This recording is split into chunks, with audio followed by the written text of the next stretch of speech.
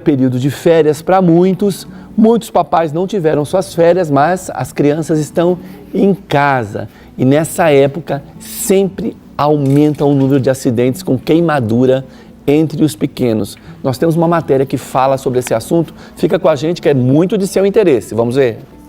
Beatriz era uma bebezinha de 1 ano e 2 meses quando precisou passar 20 dias com a mão esquerda enfaixada. Marina conta que se descuidou e deixou o ferro quente no chão enquanto a filha dormia. Ela acordou e foi direto no ferro. Então queimou ali naquela hora, aí já deu um grito mesmo, saí correndo para ver o que era, ela tinha queimado. Isso, queimou a mão. Então foi aquele susto mesmo de não saber o que fazer. Na hora eu coloquei a mão dela na água fria para ver se aliviava mesmo a dor e fui ficando até que eu vi que ela parou mesmo de chorar e de sentir dor. Eu me senti culpada, assim, porque na hora você pensa, eu podia ter colocado o ferro em outro lugar, poderia ter feito outra coisa. De acordo com a Sociedade Brasileira de Queimaduras, cerca de 300 mil crianças sofrem esse tipo de acidente por ano. 70% deles acontecem dentro de casa, especialmente na cozinha. Por isso, todo cuidado é pouco. O primeiro deles é evitar que as crianças fiquem sozinhas neste ambiente. Também é fundamental manter os cabos das panelas sempre voltados para trás e, quando possível, utilizar as trempes do fundo.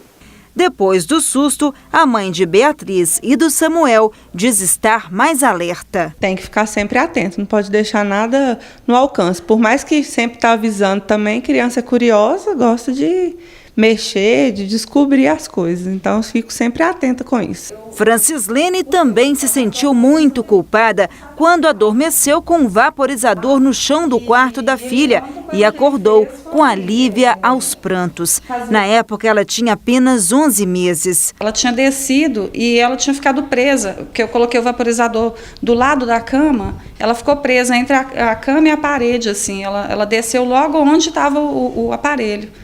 E quando eu acordei, ela já tinha queimado bastante. Na hora, eu já chamei um táxi e já fui direto para o hospital. Eu não sabia o que fazer. Lívia teve queimaduras nos braços e em uma das pernas. A adolescente diz que nunca se importou com a cicatriz.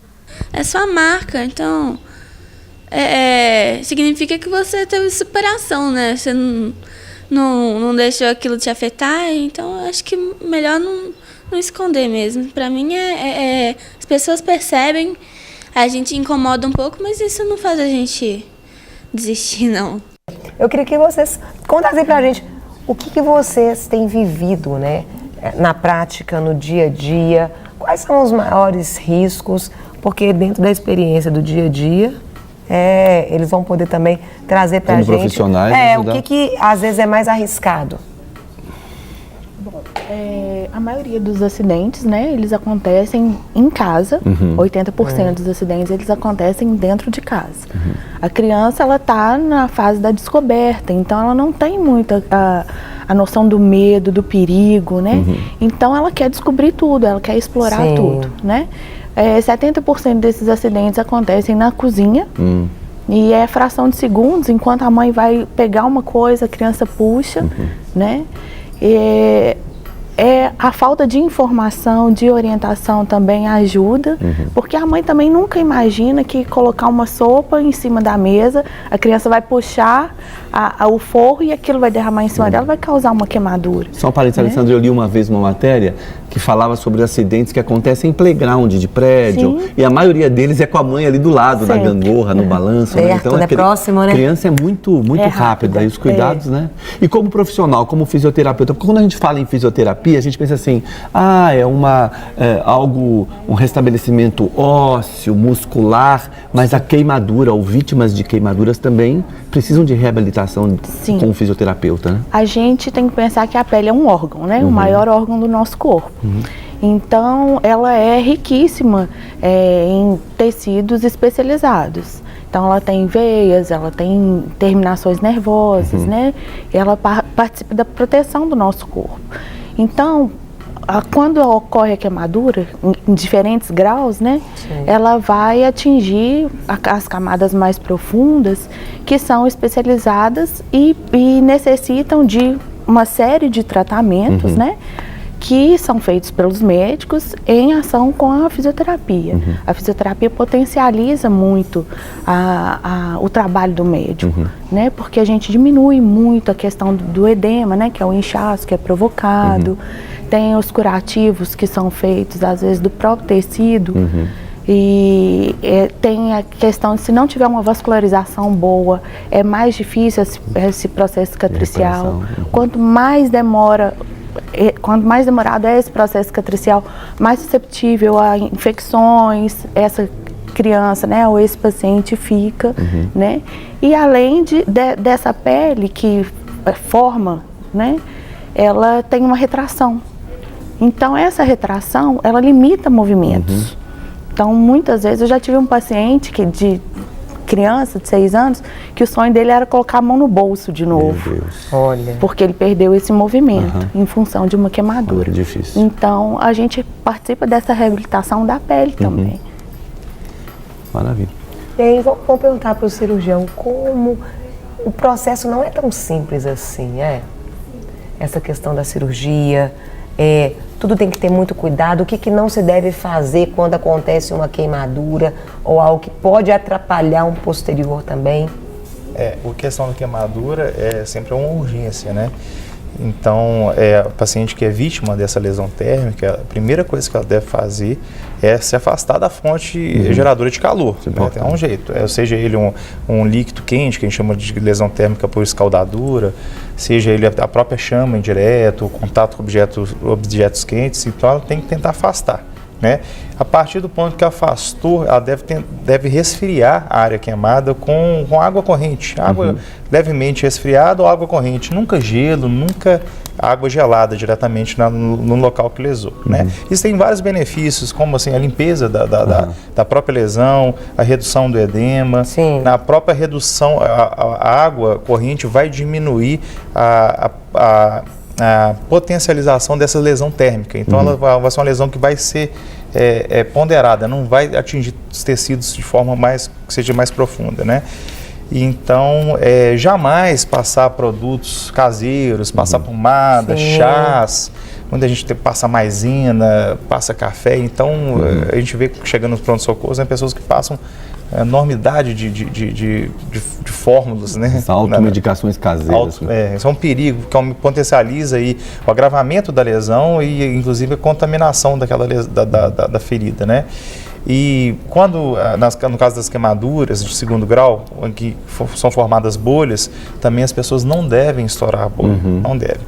A partir do ponto, o que deve fazer? É lavar com água corrente, cobrir aquilo ali com uma compressa, tá? E ir para o hospital ou acionar um serviço de urgência, tá? Isso vai depender da extensão, do grau, da gravidade do caso. Eu queria perguntar para o Dr. Roger, que o senhor falasse um pouquinho para a gente sobre os níveis, queimadura de primeiro, de segundo, de terceiro grau, como que são e normalmente tempo de tratamento, como que funciona isso? Porque às vezes a gente acha que a primeiro grau é mais sério, mas é de terceiro que é mais sério, às vezes aí dá aquela confusão, para a gente entender um pouquinho como que isso acontece. Isso, as queimaduras são classificadas de acordo com o grau de profundidade, né, o grau de acometimento dos tecidos da pele e da extensão.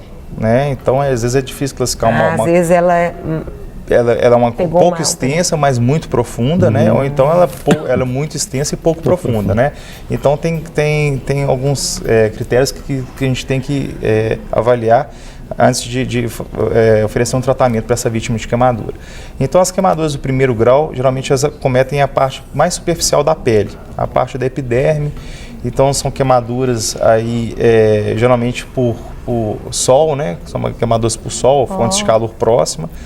Então, essa lesão é muito dolorosa, ela tem recuperação muito rápido, né? Em torno aí de 3 a 5, 6 dias. Ela faz com que a pele fique avermelhada, bem dolorosa, bem sensível e geralmente não deixa sequela, não deixa cicatriz.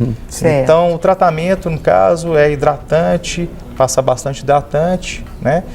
E vamos falar agora do segundo grau. O segundo grau são lesões térmicas mais profundas, elas já atingem uma camada mais profunda da pele, que a gente chama de derme. Ela acomete a epiderme e a derme, que é a camada mais profunda. Então essas lesões geralmente provocam bolhas, que a gente falou, elas surgem bolhas, né? São lesões que ficam com a pele bem vermelha, também muito dolorosa, né? Essas lesões geralmente elas não chegam não cometem tecidos profundos, né? Então não deixam cicatrizes deformantes, né? Sim. Então essas lesões acomodam a parte superior da derme. Então o tratamento qual que é? Não estourar as bolhas, né? A gente utiliza uma pomada cicatrizante que previne a infecção, chama sulfadiazina de prata, né? Os curativos devem ser feitos diariamente ou no centro de saúde ou na UPA, na unidade de urgência, principalmente nos finais de semana. Então, essas lesões geralmente cicatrizam aí por volta de 1 mês, 2 meses, né?